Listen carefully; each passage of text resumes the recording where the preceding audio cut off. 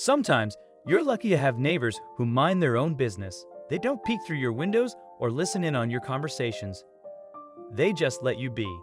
But some neighbors seem to hear everything that happens in your home, day or night. It can be really annoying, but sometimes it's funny. If you hear a strange sound from your neighbor's place, it's hard to tell if it's something serious or just the TV. Let's find out what these neighbors did when they heard a weird noise from next door. One calm December day, a man was fixing his car in his driveway. It was quiet where he lived, and he liked it that way. He had lived there for many years and enjoyed it. He and his wife picked this area carefully. They lived in Lake Worth Beach, Florida, a nice place with shops, restaurants, and art galleries. Jason Sprague and his wife, Gia, moved to Lake Worth Beach a few years ago and hadn't had any problems. But one afternoon in December, their neighbors got worried about the noises from their house. They decided to call for help, thinking it was the right thing to do. Looking back, they might have done things differently. According to the neighbors, they were alarmed to hear a voice repeatedly calling for help. As they peered out from their front porch, the screams seemed to be coming from where Jason was quietly working on Gia's silver Mini. The cries sounded panicked and distraught and seemed to be coming from a woman. Over and over again, the woman was pleading to be saved. The neighbors could see that Jason seemed oblivious to her voice. He was placidly working on the car and did not react at all. Surely, he could hear the woman's cries. Why wasn't he doing anything? As the neighbors walked out onto their lawn, they could make out the words she was screaming, and it was horrifying. "Help! Help! Let me out!" It was being said over and over again, but Jason did nothing. He seemed totally unaware of the woman's plight. It was more than his neighbor could stand, so they rushed back into the house and grabbed their phone. The voice was slightly muffled, so they didn't know if it was a child or an adult. All they knew was that someone definitely needed saving, and it was their civic duty to call 911. In their minds, this was a matter for the police. They dialed the number and explained that they could hear cries and pleas for help coming from Jason's house, and most likely, it was a young woman in danger. In just a few minutes, the neighbors felt relieved when they saw two police cars arrive on the street.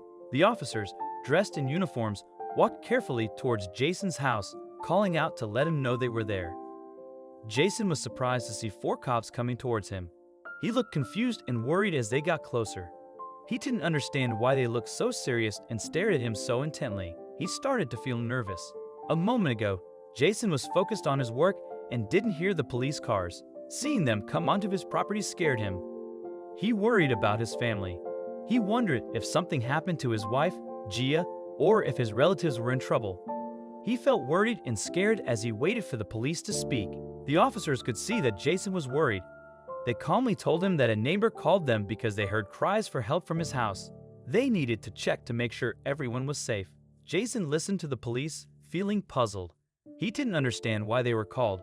As long as Gia and his family were okay, he was ready to help the police. Jason had security cameras around his house to catch any intruders.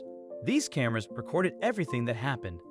Later, the footage would be uploaded to YouTube and seen by many people. Jason knew that no one else was in the house, as Gia had gone out for the day. To the best of his knowledge, there was no one in danger, despite what the police were telling him. The police informed him that they would need to find the source of the screaming. Just a few minutes ago, he calmly fixed the brakes on his wife's car, and he was now being questioned about the cries for help that were seemingly coming from inside his house. He wanted to put the deputies' minds at rest as quickly as possible. He knew that no one needed saving, and he wanted to ease the officers' concerns. As the police explained everything to him, Jason told them that the cries for help were definitely not coming from a woman being held captive. There was no one inside his house being held against their will. He asked the bewildered police to let him go into his backyard to prove that he was telling the truth. Jason wanted to go to the source of the noise and solve the mystery for the police and his concerned neighbors. There was nothing to be alarmed about, and he asked for permission to prove that he shouldn't be seen as a suspect in a crime. "I'll bring the screamer out for you," Jason said. The officers didn't have to wait long to see why Jason was confident that no one was in peril. Jason seemed much more relaxed now that he had worked out who the neighbors had been calling about, and he wanted to solve the mystery for the police. Everyone in uniform was eager to meet the screaming woman and check on her welfare. So they gave Jason permission to head to the backyard. He even had a smile on his face. After a brief moment, Jason returned to the driveway, but he wasn't alone. He had a bird perched on his hand, but this was no ordinary bird. This bright green and yellow bird was over 4 decades old and was a very intelligent creature. As he approached the police, who were waiting for a valuable explanation, their faces changed completely, going from anticipation to astonishment. Rambo is quite a rare breed of parrot, known as a yellow-napped Amazon parrot. He's extremely friendly and is considered to be a family member, having been in Jason's life for 40 years. He is usually a well-behaved bird, but Jason was now regretting teaching Rambo how to say certain words and phrases.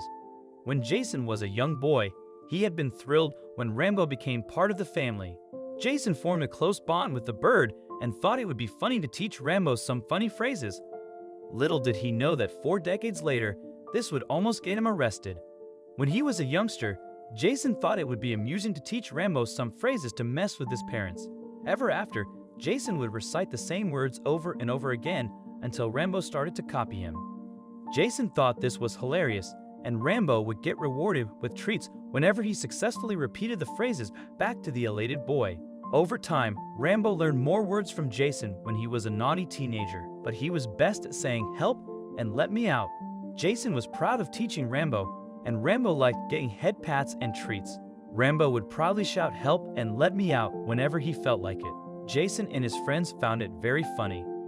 Now, after 40 years, Jason doesn't notice most of what Rambo says anymore. He's heard it so much that it doesn't bother him. The rest of the family feels the same way. Jason's wife, Gia, doesn't even pay attention to it anymore. But thinking about it now, these words might worry someone hearing them for the first time. When the police saw what was happening, they relaxed. But they needed proof that it was Rambo making the noise. So they asked Jason to make Rambo talk. That was the only way to show that Rambo wasn't really in trouble. Jason looked at his dear pet and asked him to talk to the police. At first, Rambo was shy. He wasn't used to being taken off his perch and put in front of strangers. He stayed quiet. But eventually, Rambo was ready to chat with the police. He started with a friendly hello and then said some other things.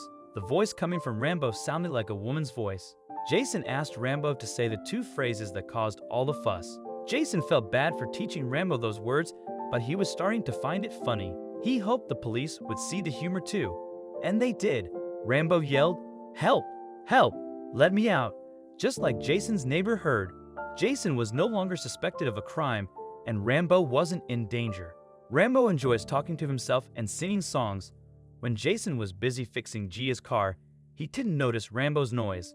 Everyone at the scene found it funny, even though it wasted police time. But they were relieved that no one was hurt. No one got in trouble, but Jason understood why his neighbors got scared. Jason saw the police leave and took Rambo for a visit to the neighbor's house. The police explained the misunderstanding. Then Jason went back home and finished his car work. He took Rambo for a walk to the neighbor's house. They had a laugh about the whole thing. Rambo even chatted with the neighbor, repeating some funny phrases. Jason knew his neighbor did the right thing by calling the police. They were all happy to know that nobody was in trouble. It was just a silly parrot having fun in the sun,